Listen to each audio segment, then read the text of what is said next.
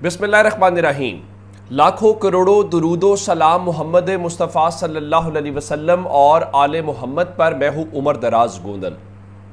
इमरान खान की खुशकिस्मती ये है कि हर वो किरदार जो इमरान खान के ख़िलाफ़ खड़ा हुआ वो रुस्वा हो गया। इमरान खान की कामयाबी या जिसको गैबी मदद कहनी चाहिए कि हर वो किरदार जिसने इमरान खान के ख़िलाफ़ किरदार अदा किया वो खुद बेनकाब हो गया।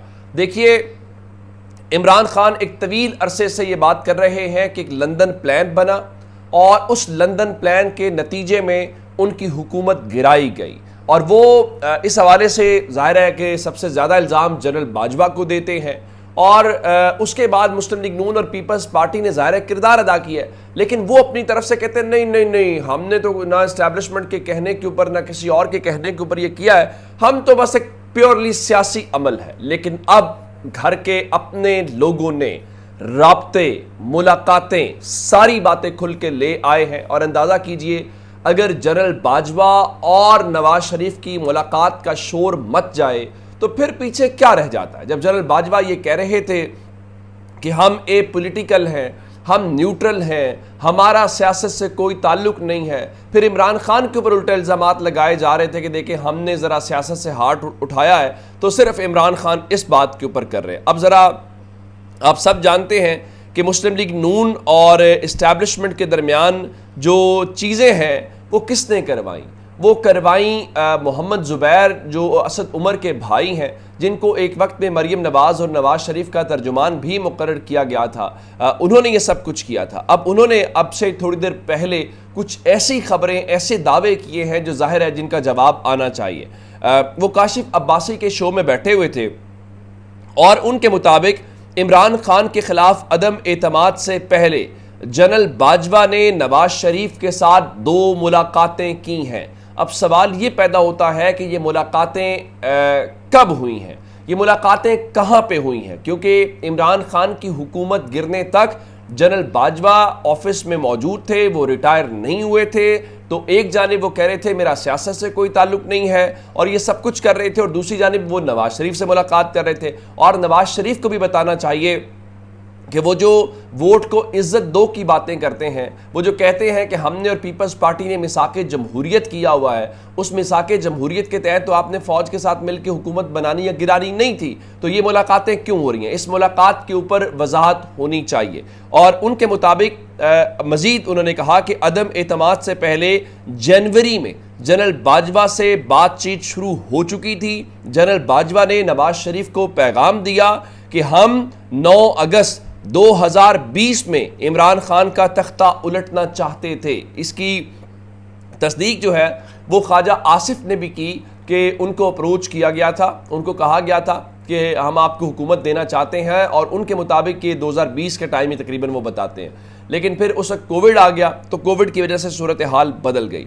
अब सवाल ये पैदा होता है कि जनरल बाजवा का अगर किरदार नहीं था या जनरल बाजवा ए पॉलिटिकल थे, तो फिर अगली बात ये है कि वो किस कैपेसिटी में ये मुलाकातें कर रहे थे, ये बातें कर रहे थे, ये सारा कुछ चीज़ें। ये कोई और नहीं कह रहा, ये मेरा दावा नहीं है, ये किसी और का दावा नहीं है, ये मोहम्मद ज़ुबैर जो मुस्लिम लीग नून के रहनुमा हैं, ज़ाहिर अब उनका ताल्लुक नहीं है, और वो साबिक गवर्नर रहे हैं, वो तर्जुमान रहे हैं नवाज शरीफ और मरीम नवाज़ के, और वो मेल मुलाकातें कराते रहे।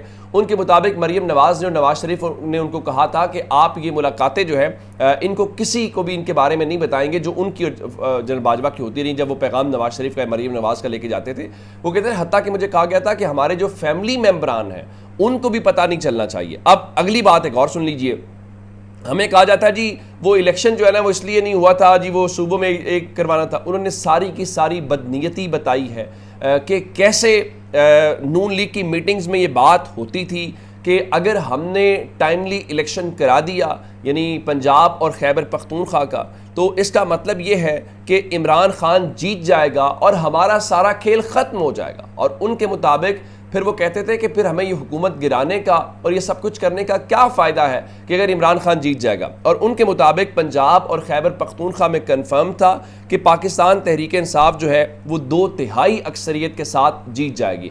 अब उनके बकौल ये जो सारा कुछ किया गया। उस करने के बाद जिस तरीके से फिर उसके बाद मरदमशुमारी के प्रोसेस को डिले किया गया, फिर जिस तरीके से उसकी मंजूरी ली गई और हल्का बंदियाँ, ये सारे का सारा मैच जो था, और ये वो लोग कर रहे हैं, यानी पीपल्स पार्टी इस खेल में शामिल है, मुस्लिम लीग नून इस खेल में शामिल है, जो आपको कहते हैं कि जनाब हम तो जमहूरियत के लिए काम करते हैं, हम आइन के लिए काम करते हैं, हम कानून के लिए काम करते हैं, और वो हरकतें क्या कर रहे हैं वो आपके सामने है। तो अब पता ये चला, हुकूमत गिराने के राब्ते, मुलाकातें एक बात, फिर इलेक्शन डिले वाली बातें। मेरा ख्याल है कि अब मुस्लिम लीग नून को खुद जवाब ज़रूर देना चाहिए। अब एक जानिब तो ये सूरत हाल है कि आप उससे पहले की सूरत हाल चलें, अब आपने करा लिया तो उसके बाद 8 फरवरी हो गया और पाकिस्तान की कौम ने फिर अपना फैसला सुनाया, और 8 फरवरी के बाद इनका ख्याल था कि हमने जेल में इमरान खान को बंद कर दिया है,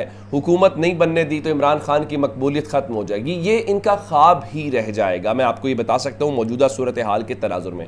फ़याज़ रिपोर्टर है फ़याज़ राजा, उनका दावा ये है कि एक नया सर्वे जो स्टेक होल्डर्स तक पहुँचाया गया है उसके मुताबिक 8 फरवरी के इलेक्शंस के बाद भी इमरान खान की मकबूलियत कम होने की बजाय मज़ीद बढ़ गई है, बावजूद इसके कि इमरान खान जेल में है, बावजूद इसके कि वो जीते हुए हैं, उनको हुकूमत नहीं बनाने दी गई।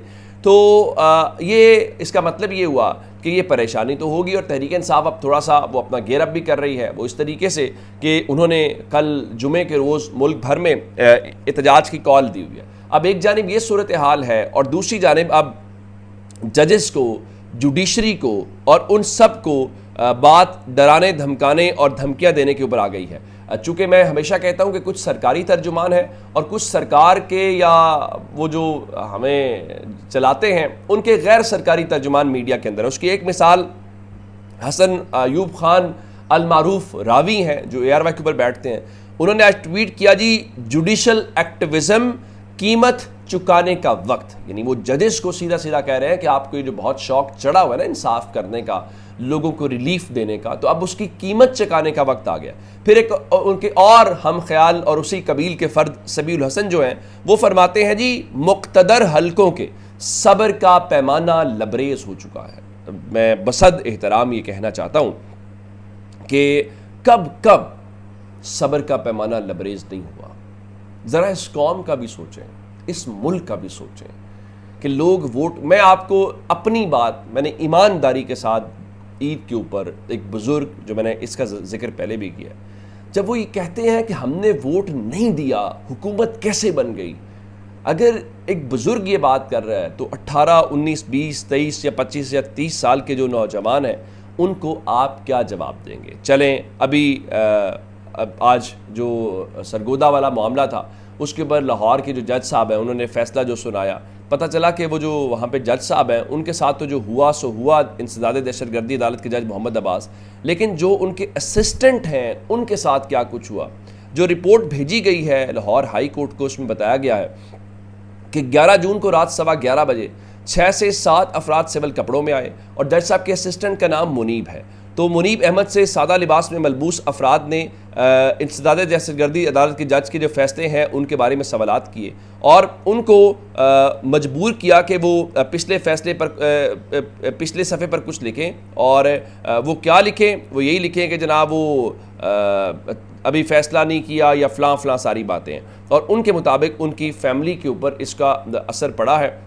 और लेकिन आप मुझे ये बताइए कि उस सारे प्रोसेस से क्या आप ने कुछ नेकनामी कमाई है या कुछ हो जाएगा, मेरा नहीं ख्याल। तो इस किस्म की चीज़ें हमारे सामने जो हैं वो दिखाई दे रही हैं। और आप कर क्या रहे हैं, आप इमरान खान का मुकाबला करने के लिए जाली किस्म की तस्वीरें पोस्ट कर रहे हैं। एक कॉमेडियन है, उन्होंने तस्वीर पोस्ट की, मरीम नवाज़ ने रीट्वीट किया। मैंने आज उज़मा बुखारी की प्रेस कॉन्फ्रेंस में इस सवाल भी किया था कि ये आप जब जाली तस्वीरें फैला रहे हैं तो ये हम सहाफ़ियों के ऊपर तो आपको बड़ा डेफेमेशन लॉ लगता है और हतक इज़्ज़त तो ये मरीम नवाज़ के ऊपर नहीं है। तो पता चला कि मरीम नवाज़ ने वो तस्वीर और जो जाली वो थी उसको डिलीट कर दिया। तो अब इमरान खान का मुकाबला ऐसे तो नहीं कर सकते, जिस तरह करना चाहिए वो आपके बस की बात नहीं है। एक डेवलपमेंट और है, और चूँकि इलेक्शन कमीशन का किरदार क्या कहते हैं सारी सूरत हाल में मानी खेज़ भी है और याद रखने वाला भी है। तो एक बार फिर जो चीफ़ इलेक्शन कमिश्नर हैं सिकंदर सुल्तान राजा, उनकी एंट्री हुई है और तौहीन इलेक्शन कमीशन और तौहीन चीफ इलेक्शन कमिश्नर जो है उस केस को इमरान खान और फवाद चौधरी के ख़िलाफ़ समाअत के लिए मुकर्रर कर दिया गया है और 26 जून को समाअत होगी। मैं हमेशा ये कहता हूँ इस मुल्क में ना जमहूर की तौहीन होती है ना दस्तूर की होती है, यहाँ पे कुछ शख्सियात है सिर्फ उनकी तौहीन होती है। अपना बहुत सारा ख्याल रखिएगा। खुदा हाफिज़।